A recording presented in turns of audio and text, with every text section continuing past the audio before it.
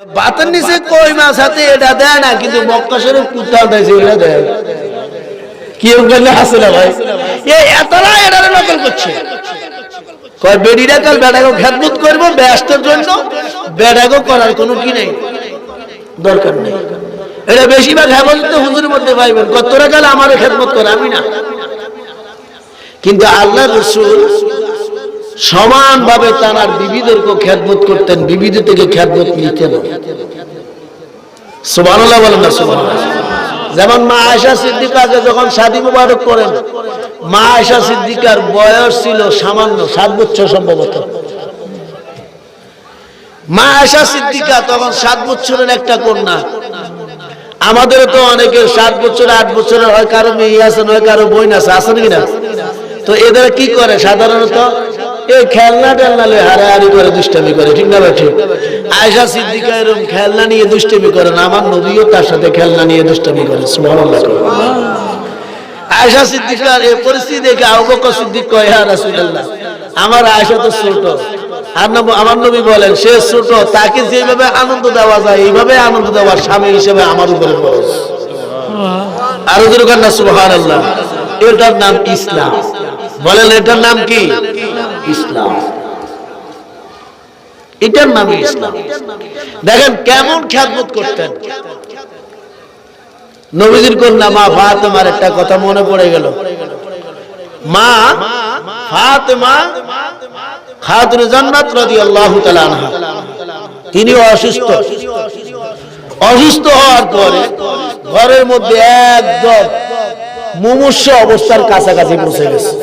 সুবহানাল্লাহ।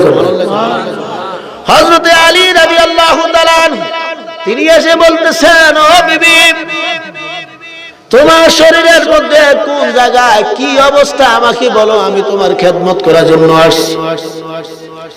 ফাতেমা কয়, তুমি আমার শরীরের মধ্যে হাত দিবা, আমার খেদমত করবা, আমার কাছে লজ্জা লাগে। সুবহানাল্লাহ। হযরত আলী বলতেছে, বিবি, আমি আমার মদিনাওয়ালার জবান মুবারকে শুনেছি, যতটুকু খেদমত তোমার থেকে আমি নিব ততটুকু খেদমত তোমারও আমাকে করতে হবে। সুবহানাল্লাহ। ফাতেমা চিন্তায় পড়ে গেল, স্বামী আমার পায়ে হাত দিবে, খেদমত করবে, হতে পারে না। কিন্তু স্বামীর কথাটা রাখতে হবে, মিথ্যা তো বলা যাবে না, হিকমতও খাটাতে যাবে না। সে যেহেতু চায়, তখন তিনি বললেন, আমার মাথাটা একটু ব্যথা করে, মাথাটা একটু টিপে দিতে পারেন আপনি যদি দেন। সুবহানাল্লাহ। হযরত আলী রাদিয়াল্লাহু তাআলা আনহু মাথা মুবারকটাকে আস্তে আস্তে মেসেজ করে দিচ্ছেন। মেসেজ করার পরে ফাতেমা আস্তে আস্তে একটু তান্দ্রাচ্ছন্ন ভাব হচ্ছে। আলী গেলেন ভয় পেয়ে, আমার মনে হয় আমার বিবি তো শেষ হয়ে চলে যাচ্ছে আমাকে ছেড়ে।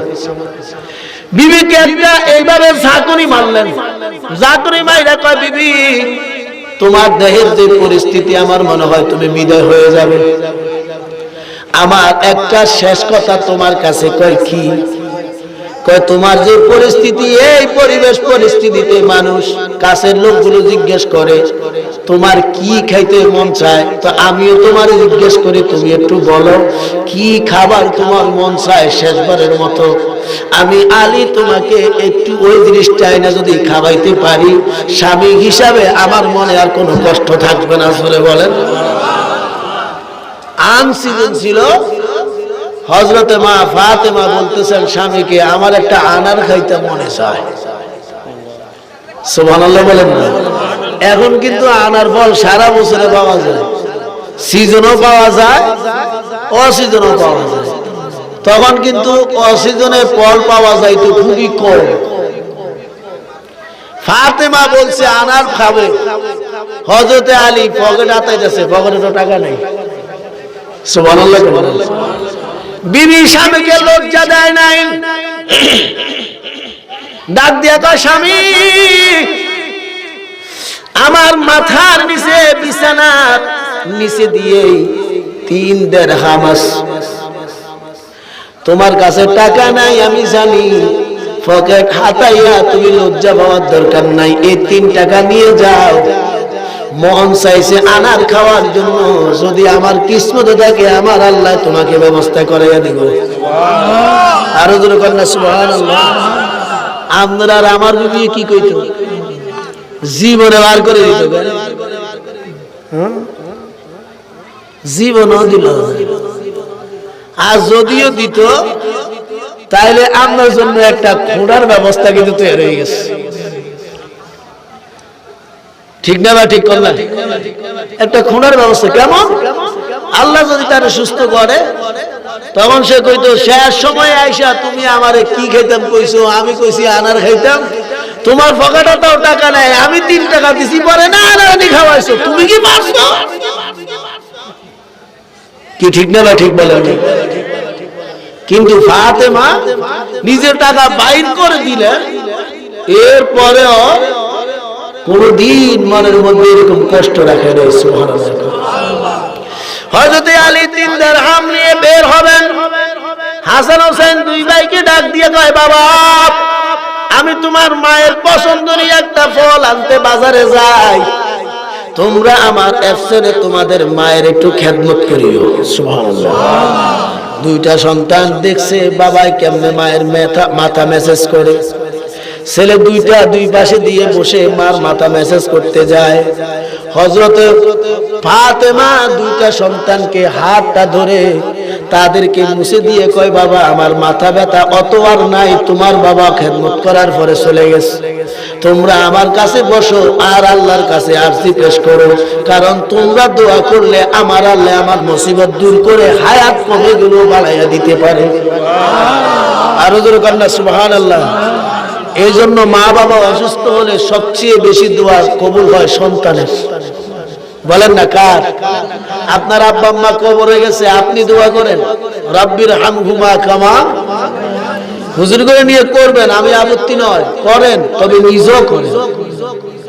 হয়তো আপনার মনের একটা ভিউ আমি তো পাপী মানুষ, আমার দোয়া কবুল হইতেও পারে নাও হইতে পারে, উনি একজন আল্লাহওয়ালা মানুষ, আমি ইমাম সাহেব, আমি মুয়াজ্জিন সাহেব, আমার দেখা মতো তো ভালো মানুষ, কি আছে না আছে আমি জানি না, 2 জন মিলে একসাথে একটু যাই, হয়তো আল্লাহ তার খাতিরে আব্বা আম্মার কবর আযাব মাফ করে দিতে পারে।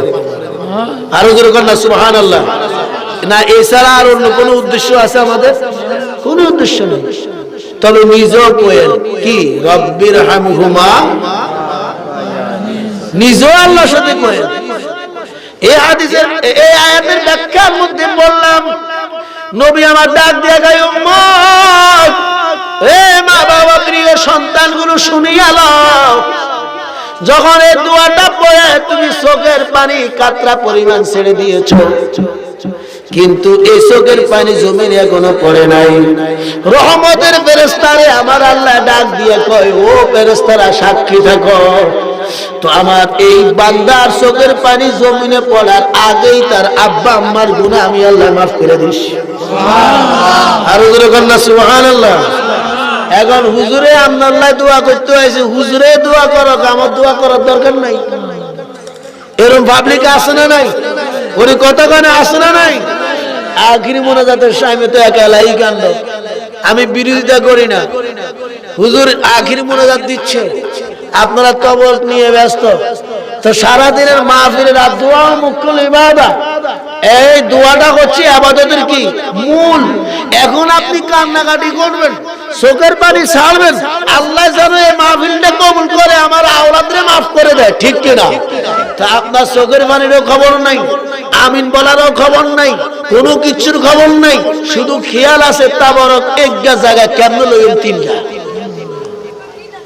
ঠিক নেই কথা বলা, ঠিক কিনা? আপনি সারাদিন মাহফিলে পড়েছেন কি তবরকের আশায়, কিন্তু আপনি তো এটাই বুঝেন কি মরগা সোজায় বাবা আপনাদের, ঠিক কিনা বা ঠিক বলেন? মাহফিল কমিটি হয়তো তারা মেইনটেইন করতে পারবে না, মানুষ এই কোয়ালিটির আছে বিদায় চিন্তা করছে যদি মুনাজাত দিয়ে দেই তাহলে আমরা ঝামেলা কম পোয়াইম, এই জন্য তো তাই নাকি। আর আপনি মাশাআল্লাহ এখানে অত কমে চিন্তা করছে, আর আপনি এখানে আরো বেশি ঝামেলা চলে গেছে। মনে রাখবেন তাবারকটা হচ্ছে আমাদের জন্য একটা ঔষধ, তাবারকটা কি? ঔষধ। যদি তাবারক পাকাইতে জানে আর আপনি খাইতে জানেন, আর এটা আপনার জন্য আবার ঔষধ হবে না যদি পাকাইতে না জানে, খাইতো না জানে।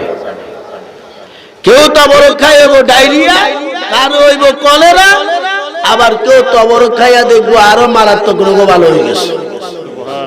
কি আছে না বলেন না? এরকম বহুত প্রমাণ আছে, বহু হাজার হাজার প্রমাণ আছে। আল্লাহ পাক বুঝার তৌফিক দান করুন। আরো জোরে কোন আমিন।